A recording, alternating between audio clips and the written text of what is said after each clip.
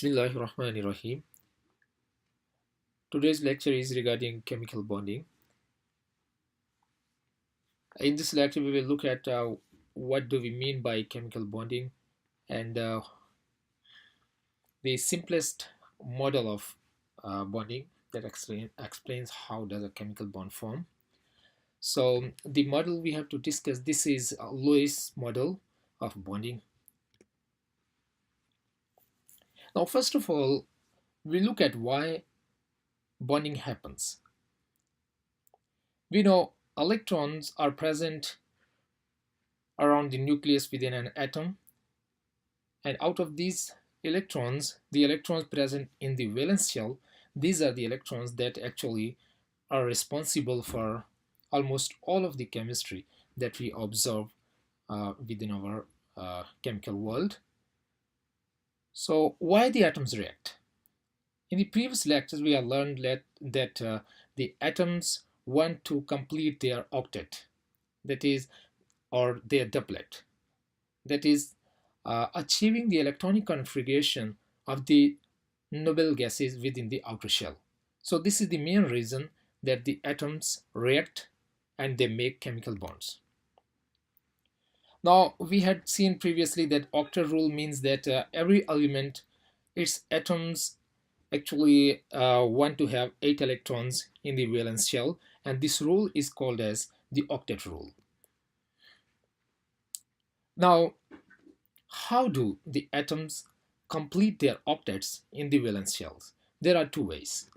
The first way, this is by losing or gaining enough electrons. And if an atom loses electrons, it means there will be created an imbalance of positively charged protons and the negatively charged electrons. What will be this imbalance like? If electrons are lost, it means the number of electrons, that is negatively charged particle, it will be decreased as compared to the positively charged protons. So as a result, the atom now will acquire a positive charge. That is, it will be converted into an ion, positively charged ion. And this positively charged ion will be called as cation.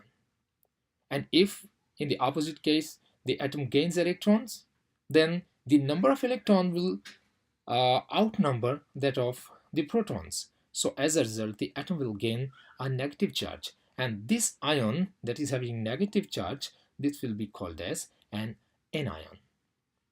Now, when these charges are produced over different atoms, oppositely charged ions, they attract the ions that are having the other charge. So what will be the result? When we have two elements, atoms of one of which gains electrons and the other one loses electrons, so as a result, negatively and positively charged ions are produced. These ions, when they are close together, they have very strong forces of attraction that are actually the electrostatic forces. And these electrostatic forces between these oppositely charged ions, these are called as the ionic bonds.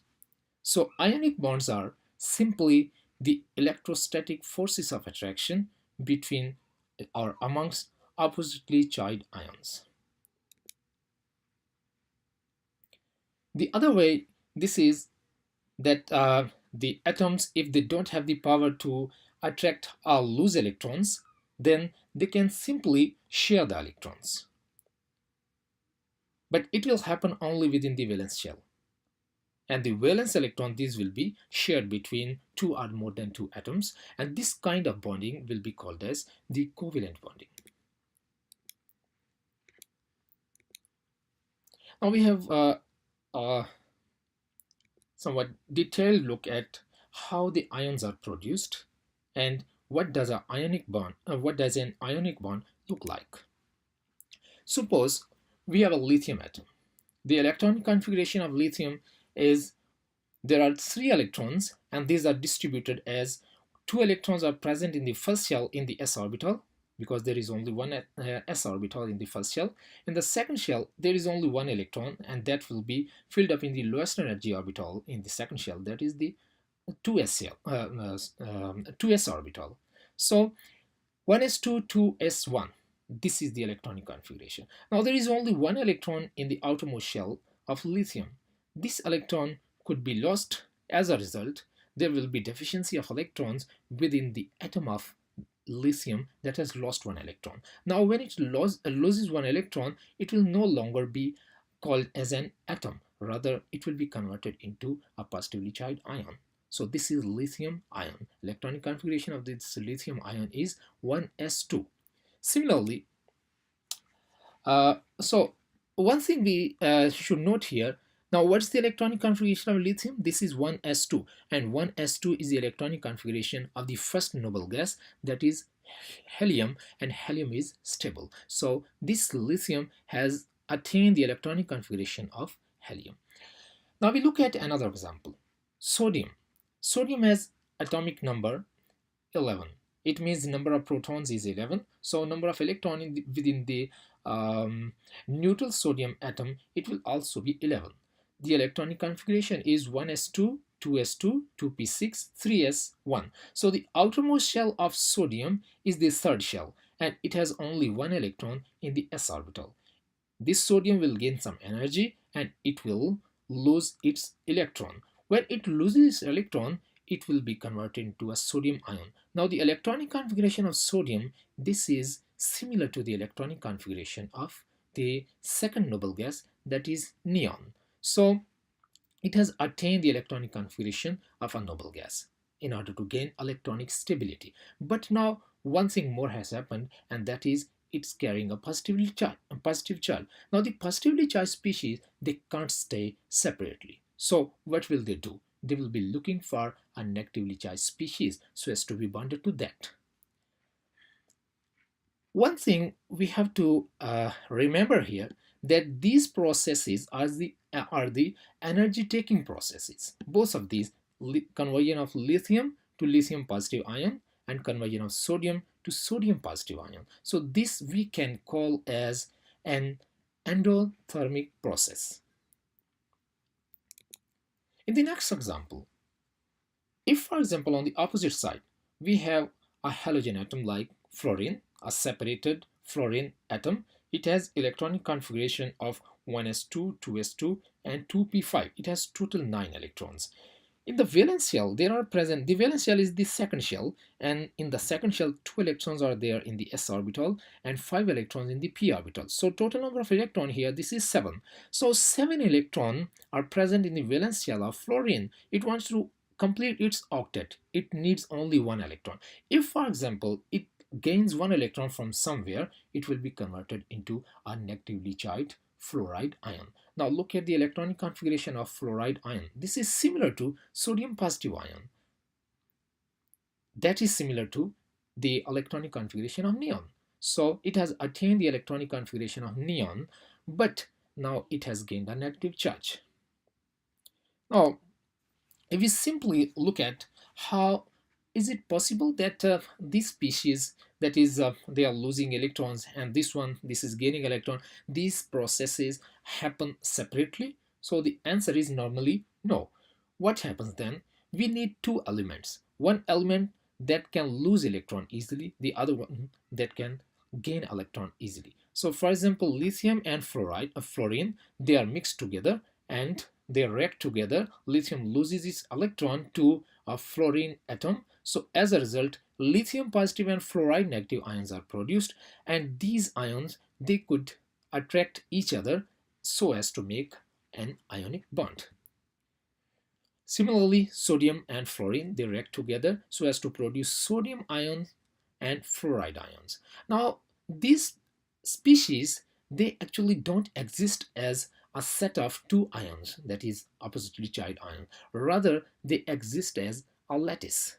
That is, one positive charge will be surrounded everywhere by negatively charged ions, and the negatively charged ions will be surrounded by positively charged ions. And this is the lattice that is called as the ionic lattice. Here we are looking at two-dimensional lattice. In reality, these lattices are the three-dimensional lattice.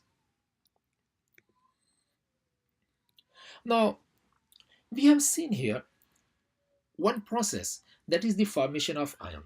Formation of ions is called as ionization. Now, there are some factors that are affecting ionization. We have seen there are two types of ionization. One is that is happening by taking up energy, and this is formation of the positive ions. So, the tendency of any atom to lose its valence shell electrons is called as the ionization potential. That is the minimum amount of energy that will be needed to abstract one single electron from an isolated gaseous atom of that element. So, the factors that are affecting ionization, first of all, there is the ionization potential, and this is for the formation of positive ions. So if the ionization potential is lower, it means lower energy, smaller amount of energy will be required to abstract this electron out of this single atom. So lower the ionization potential, easier the formation of a cation. When we look at the formation of the negatively charged ions, negatively charged ions are formed by gain of electron, and this gain of electron by an isolated atom in the gaseous state, this is called as the electron affinity. So higher the electron affinity, easier is the formation of a negatively charged ion.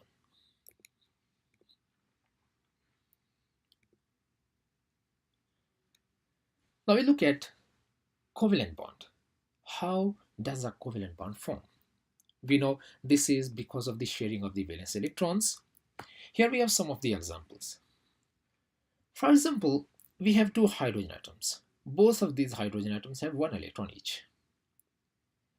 This electron is deficient of one electron in order to complete the valence shell electronic configuration of the nearmost noble gas, that is helium, and this hydrogen is same.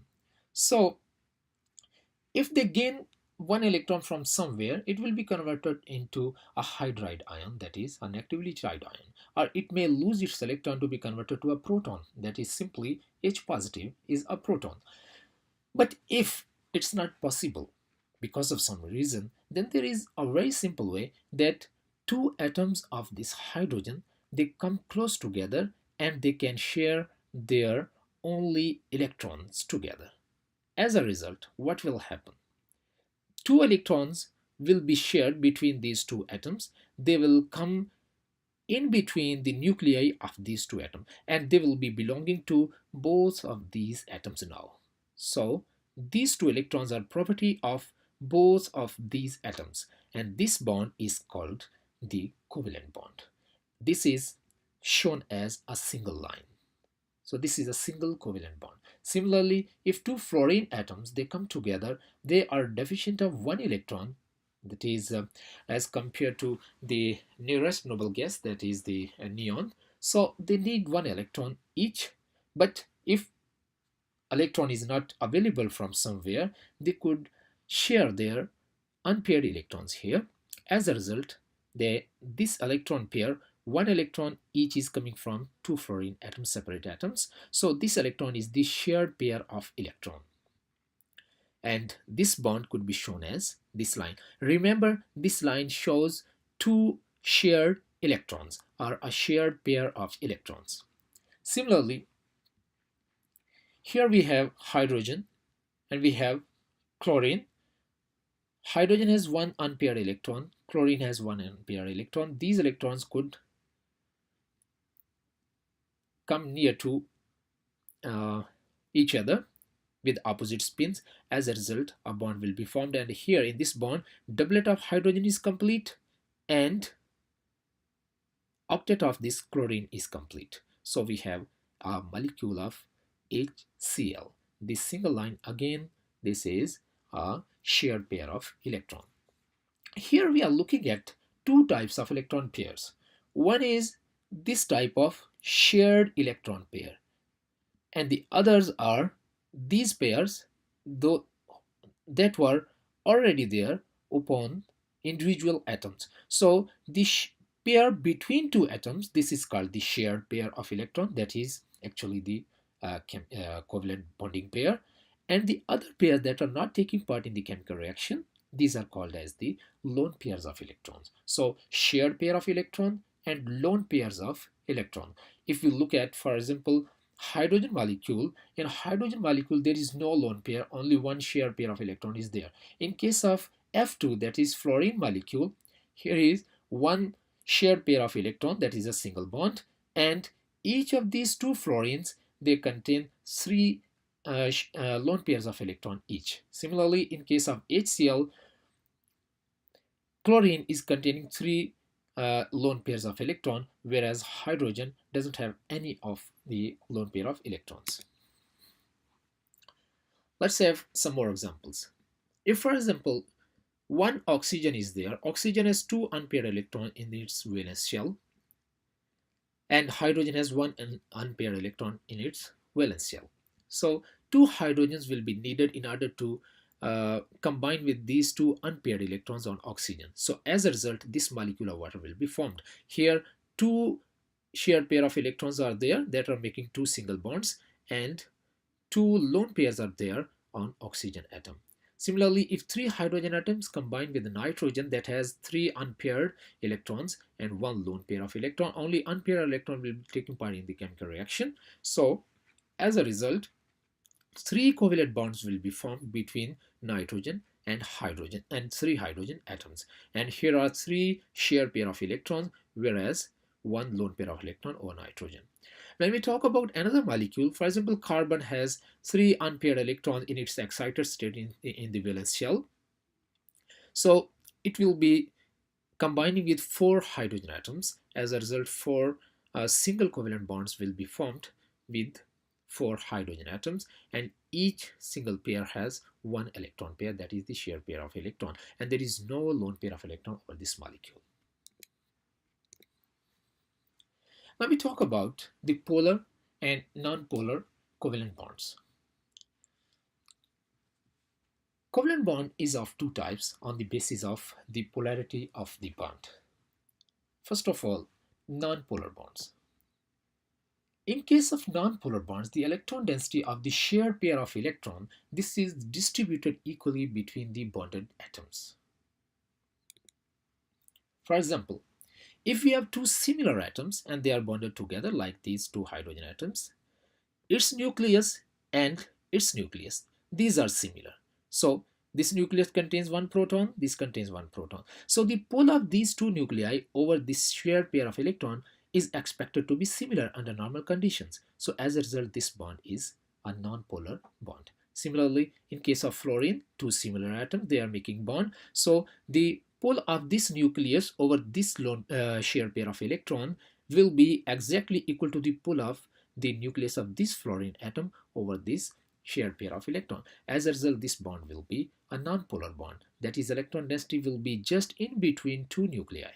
Similarly, if we have a single covalent bond between two carbon atoms that are simply simple carbon atoms, then its electron pair will also be, shared pair of electron will also be just in between these two atoms. So there will be no polarity, that is, the distribution of electron density will be more on towards one atom and less towards the other. This will not be the case there. Similarly, carbon and hydrogen bond, this is also considered as a non-polar bond. Now we talk about the polar bonds. In case of polar bonds, the situation is exactly opposite. What is the opposite situation? That here the electron density will not be distributed equally. Rather, it will be unequally distributed between the nuclei of the bonded atoms. Now, how does it happen? We have examples here. For example, we have a bond between hydrogen and chlorine in molecule of HCl. Now, this shared pair of electron in reality is attracted more towards chlorine atom as compared to hydrogen atom, because the pull of nucleus of chlorine is far more greater as compared to that of this hydrogen nucleus. So as a result, this electron pair moves more towards chlorine. So where this electron pair will be moving closer, that atom will be having the effect of these electrons. These electrons are negatively charged, so these are moving more towards chlorine. So chlorine will feel the effect of these electrons, that is the negative effect. So this chlorine will become slightly negative. This delta sign shows slight or small. So this is small negative charge over chlorine atom as compared to hydrogen atom. So hydrogen atom now will be having the exact amount of similar amount of positive charge. So this will be partially positive. Similarly, in case of water molecule, we have uh, we have oxygen that will be having partial negative charge and hydrogen partial positive charge. This is because the nucleus of oxygen is exerting more pull over these two shared pair of electrons. As a result, both of the hydrogens become partially positive. Similarly, in case of ammonia, the pull of nitrogen is more towards the shared pair of electron. As a result, it becomes partially negative and hydrogen becomes partially positive. Now, the bond between two similar atoms is always nonpolar. It has to be remembered, but under normal conditions. Sometimes the bond between two similar atoms, it becomes polar. You may know about the temporary dipoles. The temporary dipoles, these are created in nonpolar molecules under some stressful conditions or under the in the presence of some strongly ionizing species. So we will be discussing that idea while we will be discussing certain organic chemical reactions. And in the opposite case, that is if the bond is between two different atoms, that may or may not be polar. Sometimes it's polar, sometimes it's non-polar. Just like, for example, a bond of carbon and hydrogen, this is a non-polar bond, although this is between two different atoms. Whereas the bonds between, for example, hydrogen and the other heteroatoms, in case of these molecules, these are the polar bonds.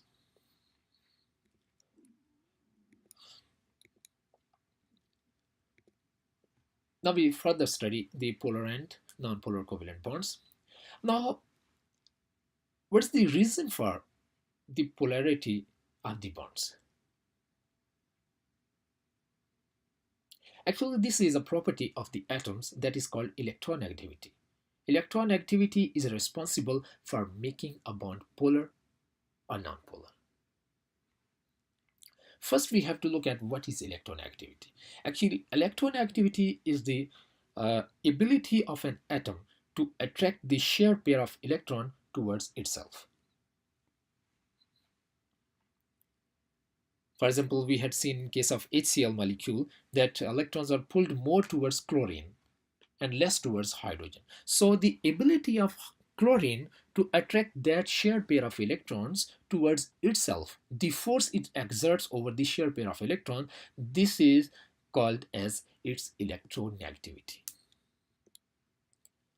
So the electronegativity values of different elements are given here.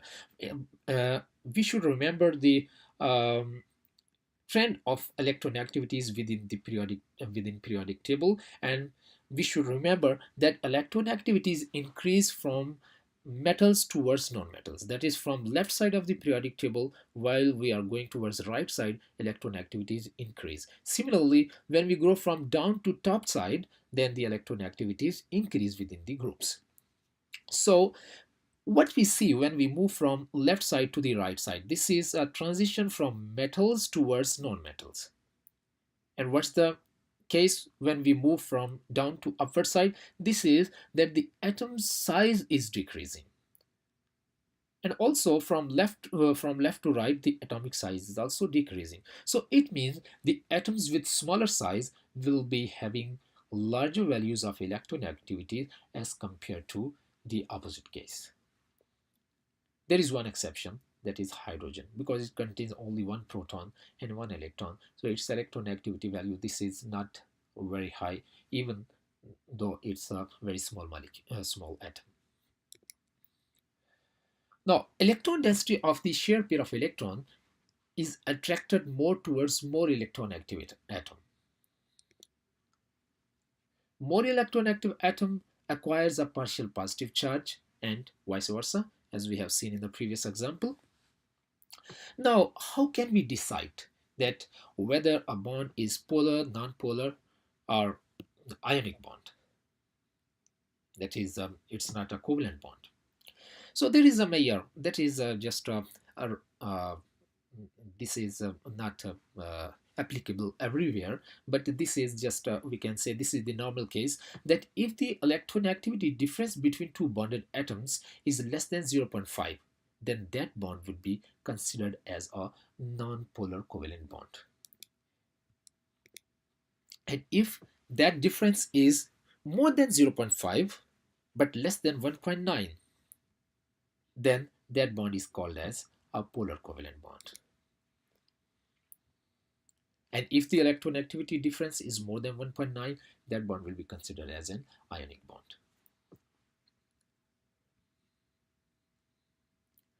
Now, it's very important to note that we have seen in the previous examples that the polar covalent bonds have a dipole. That is, there is a positive side and there is a negative side. So positive and negative ends are there. And the extent of these positive or negative sizes, negative charges, are the size of this polarity. This is actually a measure of its dipole moment. So how can we define a dipole moment of a polar bond? This could be defined by this very simple formula. That is, dipole moment of a bond is equal to size of the charge, that is the amount of charge that is present over one of the positive or the negative end, multiplied by the distance between the charges. Here the charges, these are the ions, so the distance between the nuclei of these two oppositely charged ions.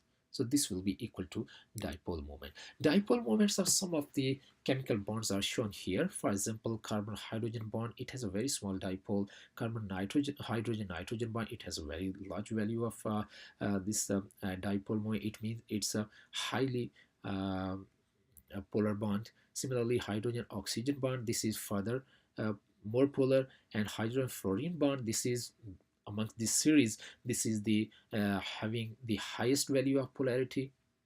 And similarly, some other bonds along with their dipole moments we can see here. You can see that when bond is between two similar atoms, the dipole moment value is 0. That is, this is a non-polar bond. Now we look at something very important for explaining the organic, for writing and explaining the organic molecule, and this is the drawing the structures of the molecules. How can we draw the structures of molecule? There are different ways of drawing the structures of molecules. The first way, this is called the Lewis structures. So what are the Lewis structures? Just like we had seen in case of the chemical bonding, that Lewis method of Lewis theory, or we can say that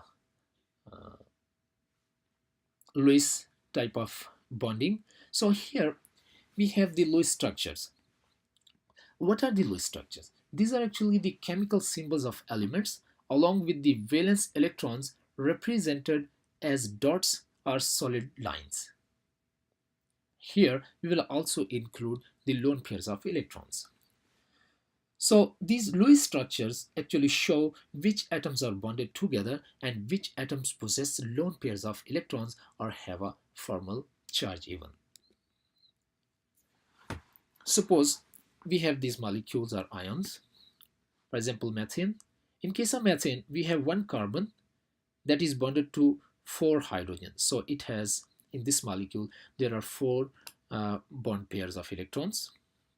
So this structure is called as Lewis structure of methane. Similarly, if we have a methyl cation, it has 3 covalent bonds and there is positive charge over carbon.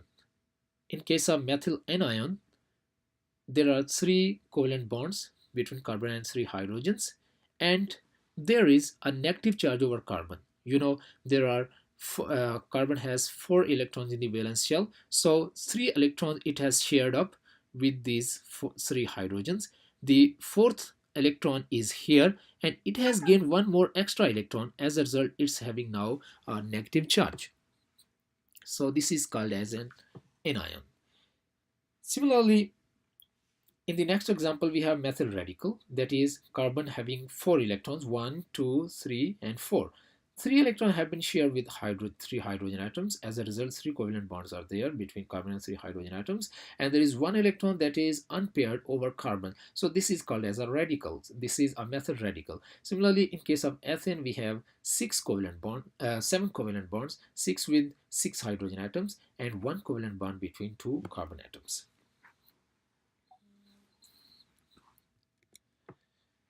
Some more examples of Lewis structures are here. For example, ammonia, it has three covalent bonds and one lone pair of electron over nitrogen. We have ammonium ion that has a positive charge over nitrogen. Then we have amide in ion that has a negative charge over nitrogen atom. And we have molecule of hydrazine that is having two lone pairs of electrons over two nitrogen atoms. So all of these Lewis structures, they are showing the covalent bonds that are the shared pair of electrons, where there are shared pair of electrons along with some lone pairs of electrons or some formal charges there that is being represented by these structures. Some more examples we can see here. Some more example, and then the structures of some ions along with their number of electrons in the valence shell, and as the lone pairs of electrons or unpaired electron, as well as along with their charge they are carrying. Now the second way of drawing the structure of the molecule, this is called as the calculus structures. So what are the calculus structures? Actually, these are the Lewis structures where the lone pairs have been omitted. These are exactly similar to the Lewis structures, but here there are no lone pairs shown. For example, in this case, carbon and hydrogen, okay, they don't have any lone pair, but when carbon makes a bond with bromine, the shared pair is there in the form of a single line, but bromine has three lone pairs also, but these lone pair here, they have been omitted. So this is the difference between calculus and Lewis structures. Similarly here, oxygen should have two lone pairs of electron, but these are not shown. When the lone pairs are not shown, only the electron pair that are the shared pairs, these are shown, then this structure will be called as the calculus structure. Similarly here, oxygen lone pairs are not shown. Here the nitrogen lone pairs are not shown. Here the nitrogen lone pairs are not shown. The third way of showing the structure, this is called as the condensed structures. What are the condensed structures? These are actually the calculus structures, similar to calculus structure, without the showing the chemical bonds.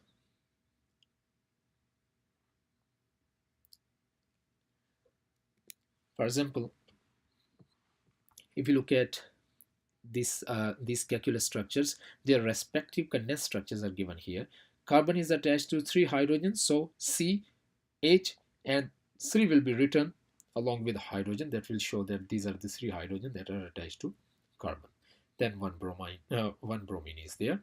Similarly here, CH3, oxygen, CH3. Here, H, C, O, O, it will be CO2 and then hydrogen. Here, CH3, NH2, it will be written like that, and this one N2. Similarly, some more molecules, their condensed structures are given here. Sometimes it becomes somewhat necessary to show the covalent bonds, but there is another way. We can omit this covalent bond and we just write in parentheses CH3 twice. CH3OH and then CH2CH3. So this is another way of writing this structure. Or we can write it, but for the cyclic compounds, we have to show the bonds in order to show that this is a cyclic compound. There is the fourth way of drawing the structure, and this is called as the skeletal structures. Here, carbon-carbon and carbon heteroatom bonds such as are shown as lines joined together at some angles without showing carbon and their attached hydrogens. But the heteroatoms and their attached hydrogens are shown in these structures. In these structures, the vertices are represent the carbon atoms. For example, we have some examples here. We have this line, then at a certain angle there is another line, at certain angle there is another line. So this zigzag structure, this shows the carbon chain. At the ends there are carbons, and at the vertex vertex there is carbon. So it will be understood that if this is at the end, this will be CH3 if this is a single bond. If this is a double bond, it means two valency of carbon will be filled here, and then only two hydrogen will be available, will be needed. So CH2 and then here CH. But because here is single bond, so CH3, CH2, CH2, CH2, and this bromine. Similarly here, this is CH3, CH2, oxygen, CH3. Here CH3, CH2, carbon, because it has made 4 covalent bonds, so no hydrogen will be attached. Then here CH3, here is OH, heteroatom along with the hydrogen.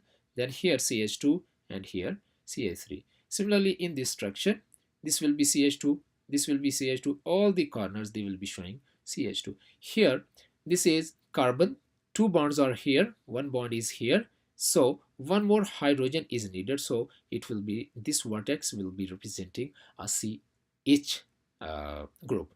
Similarly here CH, CH, CH, CH. So in today's lecture we have discussed about the Lewis method of explaining the chemical bond along with representing the molecules with the help of some structures, and we have looked at some 4 types of different structures that could be used for representing the molecules. In the next lecture we will be talking about explaining the chemical bond on the basis of some theories like valence bond theory, molecular orbital theory, and some hybridization concepts. So see you in the next lecture. Assalamu alaikum wa rahmatullahi wa barakatuh.